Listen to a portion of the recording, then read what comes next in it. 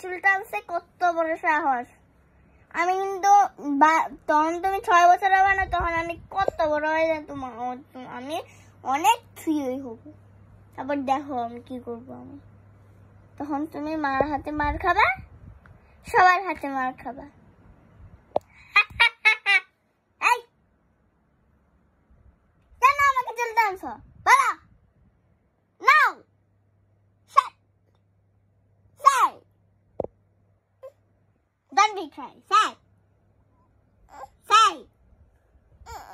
আমি কিছু করি নাই না, আমি কিছু করি নাই। এরকম করতে চিপ করে দিলা বডি দে ভাই।